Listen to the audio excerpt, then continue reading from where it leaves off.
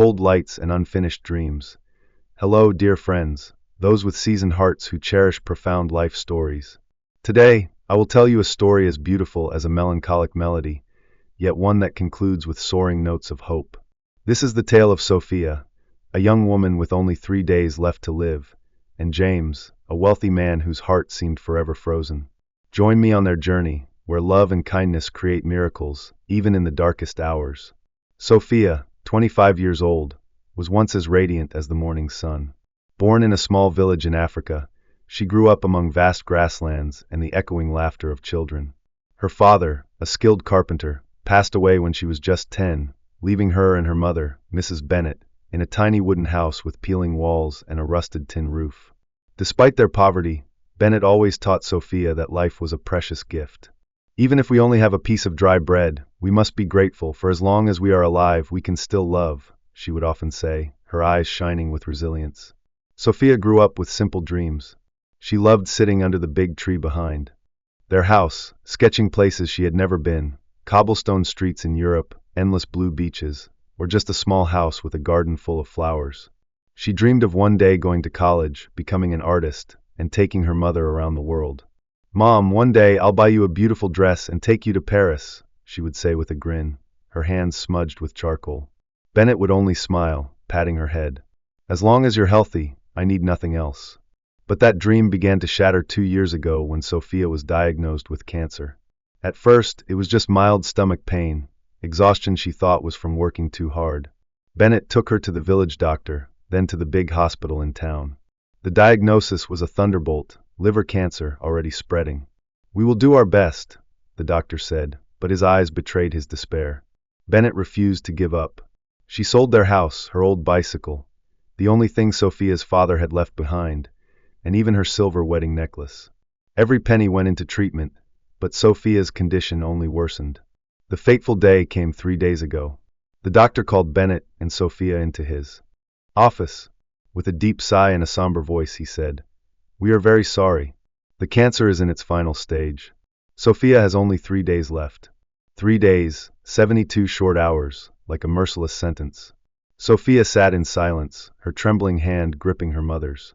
Bennet tried to stay strong, but back in the hospital room, she broke down, holding her daughter tightly. "Why you? What can I do to save you?" she wept. Sophia wiped her mother's tears and whispered, "Don't cry, Mom. I'm not afraid to die, I just worry about you." That night, lying in her hospital bed, Sophia stared at the stark white ceiling. The steady beep-beep of the machines reminded her that time was slipping away. She thought of her unfinished dreams, the paintings left incomplete, the journey she never took, the love she never experienced. But most of all, she thought of her mother, the woman who had sacrificed everything for her. "I can't let Mom remember me as weak," Sophia resolved. Turning to Bennet, her voice weak but determined, she said, "Mom, if I only have 3 days, I don't want to just lie here waiting. I want to do something special. I want to wear my most beautiful dress, go to a fancy restaurant, have a wonderful meal, and experience life like a normal person, just one more time." Bennet hesitated, worried about her daughter's fragile state. "Sophia, you're too weak. How will you go?" But seeing the pleading light in Sophia's eyes, she couldn't refuse. "All right, my love. I'll give you medicine to help you manage, but you must promise me that if you feel unwell, we will return immediately." Sophia smiled, a tiny spark of hope in her weary eyes. "I promise, Mom." The fateful night. That evening, Sophia put on a long white dress, the 18th birthday gift Bennet had spent hours sewing under the dim glow of an oil lamp. It was simple, but to Sophia it meant everything. She stood before the mirror, her pale skin in dark circles unable to conceal the toll of her illness, yet her smile remained radiant. "You look beautiful, my love," Bennet said, her voice choked as she hid her tear-filled eyes. They arrived at an elegant restaurant in town, where warm golden lights and soft music made Sophia feel momentarily detached from her long battle with disease. Bennet helped her to a table before stepping outside to take a call from the doctor, a last glimmer of hope she hadn't given up on. Sophia sat alone, lost in thought. She watched couples laughing, plates of delicious food being served, and wondered, is this the last thing I will ever experience? She closed her eyes, took a deep breath, and tried to savor the moment. Then fate intervened. James, 40 years old, was the owner of the restaurant, a wealthy, powerful man, yet cold and arrogant. He had grown up in a privileged family, but had witnessed his parents' endless fights over money, leading to their divorce when he was 12. Love is just an illusion, his father had once said before walking out, leaving James to believe that money was the only thing worth trusting. He built his empire from nothing, creating the most luxurious restaurant in town, living in a grand mansion, yet his heart remained empty. To James, life was a game, and he always played to win. That night, as he surveyed the restaurant, his gaze landed on Sophia. Something about her caught his attention, perhaps her delicate beauty, like a wilting flower, or the quiet strength in her eyes despite her frailty. Without hesitation, he approached, flashing his usual confident smile. "Hey, beautiful, give me your number." Sophia, lost in her final day's thoughts, didn't even look up. Her silence was a slap to James's ego. He wasn't used to being ignored. Irritated, he grabbed a glass of red wine and poured it onto her white dress, smirking. "Who do you think you are to ignore me? Here, take this money. It's more than enough to buy a dozen cheap dresses like that." He tossed a few bills onto the table, expecting her to lower her head in submission. But Sophia was not that kind of person. She looked up, her eyes blazing with anger. With the last of her strength, she raised her hand and slapped him across the face. The sharp smack echoed through the restaurant. The chatter stopped. The waiters froze. James stood there, his face burning with shock and rage. "Security! Get her out of here!" he barked. But as the guards reached for Sophia, her body suddenly went limp. She collapsed onto the floor. A murmur spread through the room.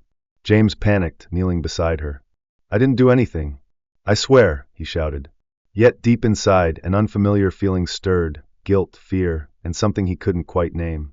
Without thinking twice, James scooped her up in his arms and ran to his car, speeding toward the hospital faster than he ever had before. Regret in the long night. When James carried Sophia into the hospital, his heart pounded like never before. He placed her on a stretcher, watching as the nurses hurriedly wheeled her into the emergency room, then stood frozen in the hallway, his hands still trembling. Sophia's mother, Mrs. Bennet, spat words at him like a sharp blade. "You heartless man! Do you even know she has cancer? She only has 3 days left, and you just ruined her final moments." Her words weren't just an accusation, they were ice-cold water thrown onto the barren soul of James. He stood there, frozen, feeling fear for the first time in his life. Not the fear of losing money or reputation, but the terrifying realization that he had just crushed the last flicker of hope in someone's life. James didn't leave. He remained in the hospital corridor, under the harsh white lights, his eyes locked on the emergency room door. His mind drifted back to his life, 40 years spent proving his strength, believing that money could buy everything. He had mocked those who believed in love, walked past the suffering of the poor without a second thought. But now the image of Sophia collapsing on the restaurant floor, her white dress stained with spilled wine, and the look in her eyes, angry yet fragile, kept replaying in his mind. "What have I done?" he muttered, gripping the chair so tightly his knuckles turned white. Hours passed like centuries before Bennett emerged, exhaustion etched into her face, her eyes red from crying. James stepped forward, his voice unsteady. How is she?" Bennett met his gaze with cold eyes. "She's stable for now, but nothing has changed. She still has only 3 days." James stammered, I'm sorry. I didn't know she was sick. I didn't mean to hurt her." Bennett sighed, her voice bitter. "Sorry won't bring back the happy moments you stole from her. Just leave. Don't bother us anymore." But James didn't leave. Something inside him had changed, a small crack in the arrogant walls he had built around his heart. "Can I see her?" he asked, almost pleading. Bennett studied him for a long moment before nodding. "Fine. But if you hurt her again, I won't forgive you." James nodded, stepping into Sophia's room with the heavy guilt of a man walking to his judgment. Sophia lay weakly on the bed, her eyes half closed. At the sound of footsteps, she opened them, her gaze icy.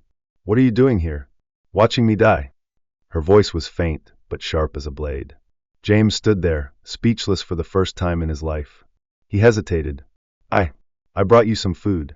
I know I ruined your evening, and I want to make it right." Sophia frowned, her voice laced with sarcasm. "Make it right? You think a meal can undo what you did to my last wish? You humiliated me in front of everyone, and now you're here pretending to be kind." James lowered his head, shame crashing over him like a relentless tide. "I was wrong," he admitted hoarsely. "I didn't know you were sick. I was a fool, arrogant, and I don't deserve your forgiveness. But I want to do something, anything, to make up for it." Sophia studied him, her sharp gaze softening just slightly. She said nothing, but inside, a strange feeling stirred, not anger but curiosity. This man, who had caused her so much humiliation, now stood before her with an honesty she had never seen in anyone before. A dinner under gentle lights, James sighed, then suddenly smiled. "Come with me for a moment." Sophia raised an eyebrow. "Do I look like I can walk anywhere? Can't you see how weak I am?" "I'll help you," James replied, extending his hand. Sophia hesitated, then took it, not out of trust, but out of curiosity about what he was planning. Slowly, step by step, he guided her down the hospital hallway. Each movement was a struggle, but she didn't stop. They reached a small door, and when James pushed it open, Sophia gasped. Inside was a warmly decorated room. Soft golden lights, a small table draped in white cloth, 2 cushioned chairs, and a pale blue dress hanging on the wall. Delicate, elegant, just like the kind she had dreamed of wearing when she was still healthy. On the table sat a simple yet inviting meal: warm bread, a hearty stew, and a plate of fresh fruit. Sophia stood there, tears silently falling. You did this?" James nodded gently. "I heard from your mother that you wanted a special dinner. I ruined it at the restaurant, so I wanted to give it back to you, right here, where you wouldn't have to endure any more pain." Sophia sat down, her trembling fingers brushing against the dress. "I never expected," she whispered. James helped her put on the dress, his movements careful, as if afraid to hurt her. Once she was seated at the table, he pulled out her chair, then sat across from her. For a while, they ate in silence, the only sounds being the clinking of silverware and the warmth of the meal filling the space. Then Sophia broke the silence. "Why are you doing this? You don't seem like the kind of man who cares about anyone." James let out a bitter laugh. "I don't know. Maybe because you made me realize how terrible I am. I've spent 40 years chasing money, proving my strength, but today, I feel like I'm nothing." Sophia looked at him, her expression gradually softening. "Have you ever lost someone?" James hesitated before answering. "My parents divorced when I was young. My father left, my mother remarried, and I grew up alone.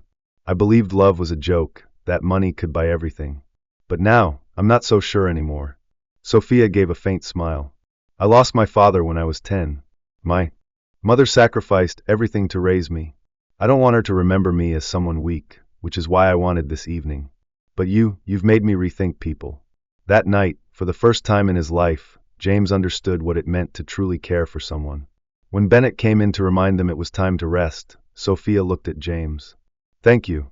I didn't think I'd smile today, but you made it happen." James nodded, his heart heavy. "I should be the one thanking you." As Sophia was wheeled back to her bed, James remained in the hallway, a newfound resolve taking root within him. He didn't want her to die. Journey to Paris, sacrifice and hope. That night, James couldn't sleep. He lay on his bed, eyes wide open, with Sophia's image constantly appearing in his mind. Her faint smile, her determined gaze, and her trembling yet vibrant voice. He thought about his life, 40 years of solitude, building an empire of wealth, yet never knowing true happiness. Sophia, a girl on the brink of death, possessed more vitality than anyone he had ever encountered. "I can't let her die," James told himself, his heart aching. The next morning, he rushed to the hospital, searching for Bennett in the hallway. "Is there any way to save her?" he asked urgently. Bennett sighed. "There is one way, but it's beyond our reach. A hospital in Paris can perform the surgery, but the cost is astronomical: surgery fees, flights, accommodation. We've already sold everything we had." James clenched his fists. "How much money?" "A fortune," Bennett replied bitterly. "Even if we had the money for surgery, we couldn't afford everything else. It's hopeless." James was silent for a moment before saying, "I'll take care of it." Bennett stared at him in shock. "What did you just say?" "I'll get the money. I'll take Sophia to Paris." James repeated, his voice firm. "But why would you do that?" she asked, skeptical. James met her gaze. "Because she deserves a chance to live. And because I couldn't live with myself if I let her die." Without waiting for a response, James sprang into action. He called his lawyer and ordered the sale of his restaurant, his greatest pride, the place he had poured countless nights into building, his symbol of success. But now, compared to Sophia's life, it meant nothing. Within hours, James gathered the money, booked the flights, and arranged for Sophia's immediate transfer to Paris with a medical team. That evening, he returned to the hospital and found Sophia sitting weakly on her bed. "Get ready, we're going to Paris," he said. Sophia looked at him in shock. What are you talking about? I sold my restaurant. I have the money. We fly tonight, James said resolutely. Tears streamed down Sophia's face. You really did that? Why? James took her hand. Because you're too special, Sophia. I can't let you go. Standing beside them, Bennett silently wept. James, you gave up everything to save her. I don't know how to thank you. James shook his head. I didn't give up my life. I found it through Sophia. That night, Sophia was placed on the plane with specialized medical care. James sat beside her, holding her hand throughout the long flight. As the plane took off, Sophia whispered, I never thought I'd leave my hometown. James smiled. Now you're going to Paris. And I believe you'll live to see many more places. A miracle under the Parisian sky. When the plane landed, Sophia was rushed to the finest hospital in Paris. The doctors quickly prepared for surgery, a risky procedure with only a 30% chance of success. James and Bennett waited anxiously in the hallway. James paced back and forth, hands clenched. What if we were too late? What if she doesn't make it? Bennett placed a hand on his shoulder. James, you did what no one else dared to do. No matter what happens, you gave her a chance. I'll always be grateful to you. After 10 agonizing hours, the doctor emerged, exhausted but with a glimmer of hope in his eyes. The surgery was a success. She will live. James collapsed to his knees, tears streaming down his face. For the first time in his life, he cried out of happiness. Bennett hugged him, sobbing. She made it. Thank you, James. The next day, Sophia woke up, disoriented by the unfamiliar white walls and the sound of French voices around her. Where am I? She whispered. James smiled. In Paris. And alive. Bennett rushed to embrace her. You did it, my dear. Sophia turned to James. You really did all this for me? I told you you're special, he said, his eyes shining. A new beginning. After weeks of recovery in Paris, Sophia was strong enough to return home. The flight back was filled with laughter and joy. As the plane landed, Sophia asked, What now? You don't have your restaurant anymore. James chuckled. I'll figure something out. Maybe I'll open a new place, one that truly means something.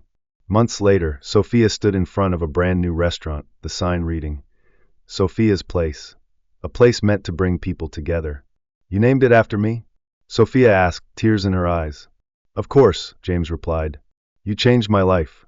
I used to think money was everything, but you taught me that love is what truly matters. Sophia hugged him tightly. I love you, James. I love you too, he whispered, holding her close. They stood there, watching customers walk in, knowing that love had given them both a second chance, not just to survive, but to truly live. Thank you for listening. Don't forget to like, share, and subscribe.